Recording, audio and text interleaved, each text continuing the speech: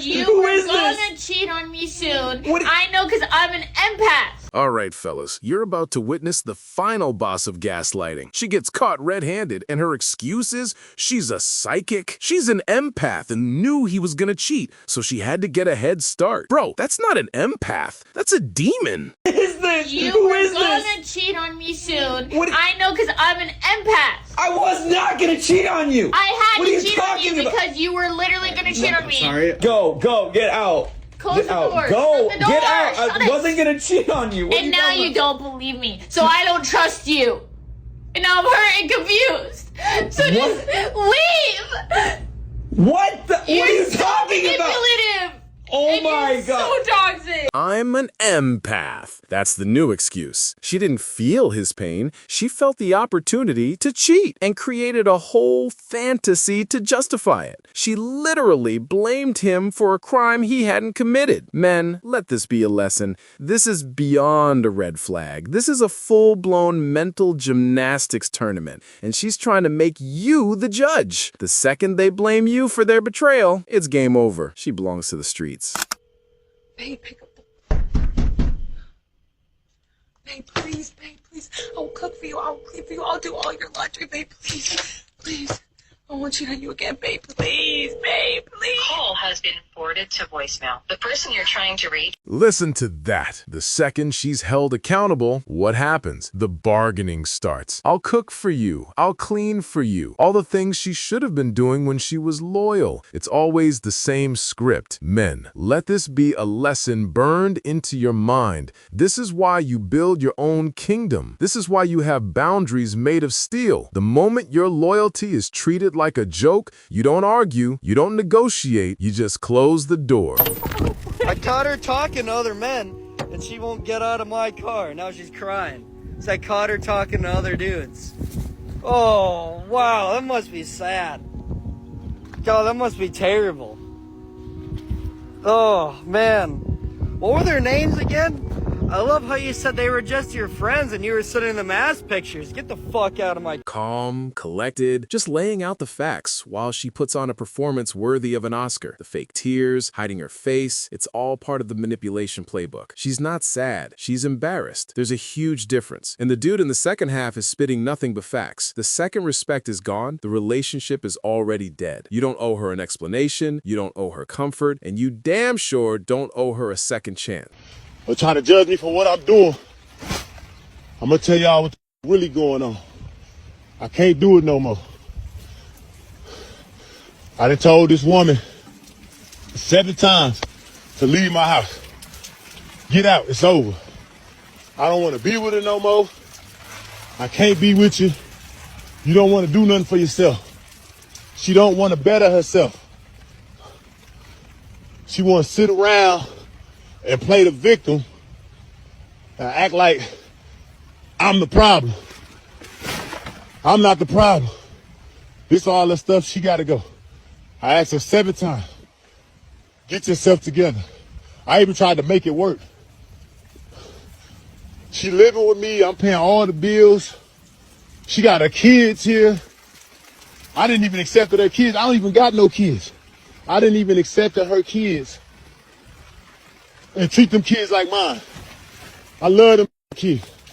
But I can't do this no more, Tasha. You gotta go. That ain't anger in his voice, fellas. That's the sound of a good man breaking. He gave her a home, he took care of her kids, and in return, she took his peace. Bro just unlocked eviction mode. He gave her sanctuary, and she turned it into a war zone. Remember this, kings. A man's resources are not a rehab facility for a woman's broken character. Protect your peace at all costs. Yo, why was you doing that freaking knocking at my door like that? It's 7 o'clock in the morning. You think you finna get in here? I changed the lock. You should have came back home last night. Why would you change the lock? Why would you leave me out in the front, in the cold, in the rain? You weren't thinking about that it's when you raining. was out all night?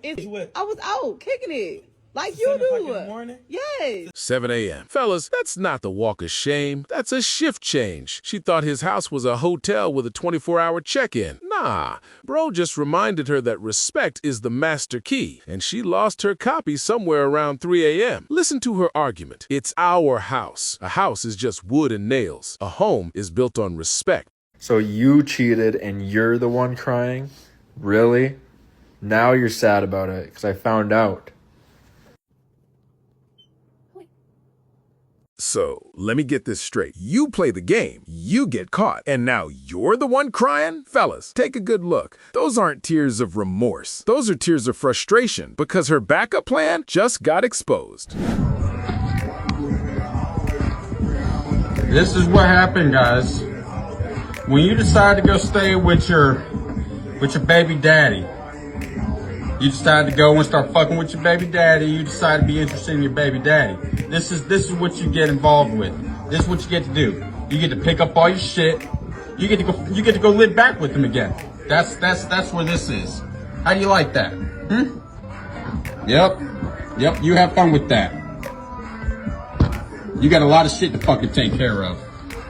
And there it is, gentlemen, the inevitable eviction notice. She lied to her husband to sleep with her past. Bro, he didn't just kick her out. He performed a spiritual cleansing on his entire household. That's not just her stuff on the porch. That's the baggage he's refusing to carry anymore. Men, burn this into your brain. You can't build a future with a woman who keeps a rental property in her past. He provided a home, and she used it as a pit stop between baby daddies. This is why boundaries matter. Okay, I'll be super calm and quiet when I say this, but I need you to pack your bags and leave before the kids wake up.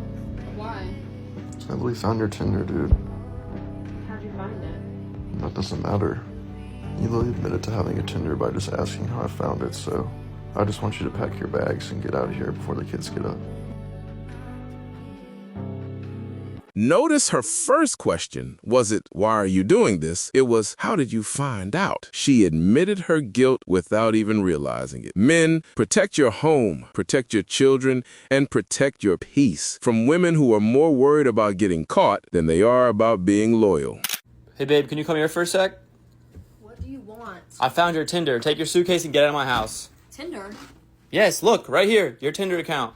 I'm not leaving. Come on, put them in. Stop. Need me to help you? Yeah. Here, let's go. Don't forget your shoes. Get your shoes too. Okay. And here, take the purse I bought you. Yeah, I will be taking Take that too. Thank you. Put her down. No. She She's does coming not with want to me. go with you. She's coming with Don't, me. you're not Come on. taking my cat. Get out. Go. Take your suitcase. The audacity to say, I'm not leaving, in his house. Then she tries to take the cat. Bro, she's so used to taking what's yours, your time, your energy, your peace, that she thought the cat was part of the severance package. He didn't just kick her out. He detoxed his entire life. Man, your home is your fortress. The second you find a traitor inside the walls, you don't negotiate. You show him the damn door. I once divorced a couple who were married almost 60 years. They had moved into an assisted living complex, and the husband got himself a girlfriend. And unfortunately, the wife couldn't handle it, and so she filed for divorce. And when they came to my office, the husband was like, yeah, I did it. And the wife thought that she was going to get alimony from her husband because they were married so long. But how do you tell an 80-year-old man you have to go back to work to support your 80-year-old wife? It's an impossibility. And that's why we tell people when you're getting divorced over a certain age, if you're in your late 60s or your 70s, it is very hard for a court to order somebody to go back to work because after 68, technically you don't have to work. You're getting full Social Security. So there are laws to protect you in that respect. But I'm telling you, if you decide you want to join a over 65 community, just be prepared that there are a lot of people in those communities that like to swing with other people. 60 years. A man gives a woman 60 years of his life, and she still thinks she can penalize him for finding a little happiness at the finish line. Fellas, take notes. She thought her marriage certificate was a lifetime subscription service. Bro just canceled. It was never about loyalty. It was about leverage. She couldn't handle that his attention was no longer her property. After 6 decades, she still saw him as a utility, an ATM. The second he prioritized his own peace, she tried to weaponize the system against him. This is why a man's greatest asset is his freedom. Weak men focus on women. Women focus on strong men. Strong men focus on their mission. So focus on yourself until the focus is on you. That's the formula. Stop orbiting her world and build your own empire. The moment you make your purpose the center of your universe, she'll beg for a visitor's pass. Focus on your mission until you become the mission. If the woman you're interested in has a number of male friends, it's not a red flag, it's a deal breaker. Let's be real. A woman that maintains and keeps her guy friends while planning for marriage isn't ready for marriage. You're not being insecure. You're just being clear, because loyalty starts before the nikah. If she wants to be your wife, there should be no man in her life that calls her just a friend. It's not controlling, it's setting standards. And the same goes for you, my brother. Cut the side conversations with females. You can't expect loyalty if you don't live it. It's not insecurity. It's about setting a standard. Her male friends are just her backup plan on the bench, waiting to get in the game. A woman who truly respects you and the future you're building will clear the bench herself. You won't even have to ask. Loyalty isn't a switch you flip after the wedding. It starts the moment she chooses you. When I go to the messages and I see all the messages. From Sarah? With Sarah. Like, yo, pick up. Yo, you done running. Yo, Danny's with you. Did he leave? Da-da-da. I see all that shit. So I'm like, damn, bro, she not picking up. Here's your phone. You know what I mean? That was, remember, November 9th, the video shoot got shut up. She probably left November 11th. So when I get back to New York, I know, matter of fact, the next day I book a first class flight back to New York. When I get there, I go to my crib in Pinehurst in Lido Beach. I was like, give me your phone, Sarah. So I look through her shit. She's there with her mom, her dad. I'm like, yo, anyway, long story short, I went through her phone, the message is deleted. It's just like, you know how you select messages that you want deleted, you don't delete the thread, but it's gone. I'm like, yo, grab all your shit, get the out. And that's when I made the video. November 15th, November 16th, I went on Breakfast Club. I said, yo, these niggas doing me dirty. I'm taking care of everybody, you heard? I'm taking care of all these niggas. There's a difference between being a gang member and just being a dirty nigga. It's never the enemy you see coming. It's always the snake in your own grass. He gave her his trust, he gave his homie his loyalty, and they both cashed it in for a cheap thrill. Men, learn this lesson. Not everyone in your circle is in your corner. Sometimes, the most important boundary you can set is the one between your woman and your so-called friends. Give a damn about none of this shit. You got me f***ed up. I done flew you all the way out here, and you mean to tell me I ain't getting nothing? Man, you got me. You got me f***ed up. I spent all my money to come out here. Yeah, big bad hotel. You know what I'm saying?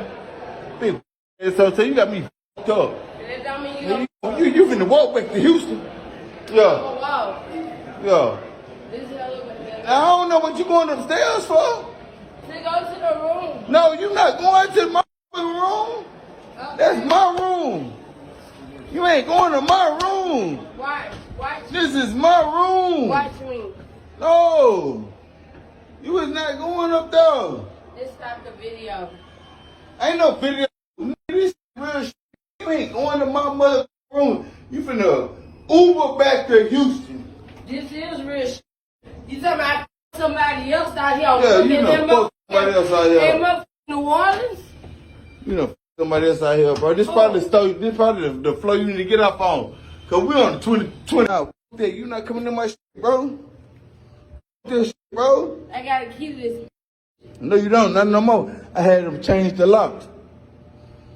What's wrong with you? Walk back to Houston.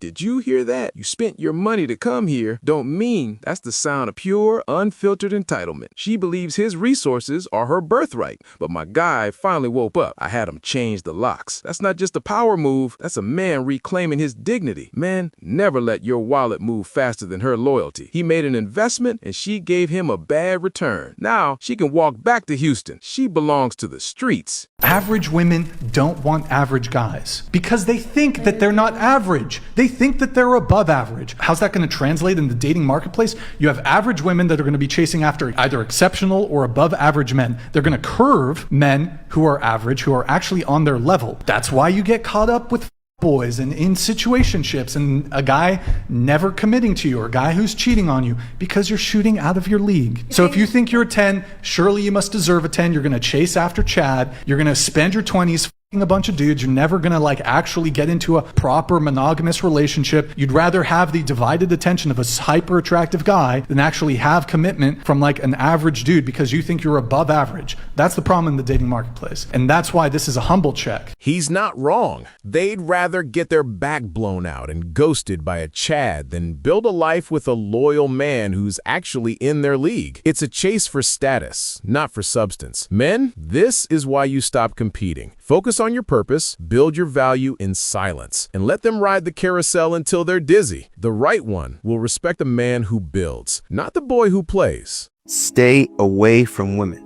That's my advice to men that have the resources to provide, but not the character to lead. Focus on yourself before focusing on someone else. What's the point of taking someone's daughter out of her father's care just to bring her into emotional neglect, spiritual confusion, and weak leadership? Look, having money is not enough. If you can't regulate your anger, manage your desires, hold your word, and live for something greater than yourself, then you're not ready to get married. So step back, look at yourself, and build your foundation. Because you won't need to tell her when you're truly ready to lead. Believe me, she'll see it. Comment ready, and I'll send you a free resource of what every man should work on before they get married. He's 100% right. You can't lead a kingdom if you haven't even conquered yourself. Money attracts women, but character is what keeps a queen. Stop chasing and start building. When you're the prize, you don't have to compete. Build your foundation, and the right woman will want to build a life on it. It's that simple.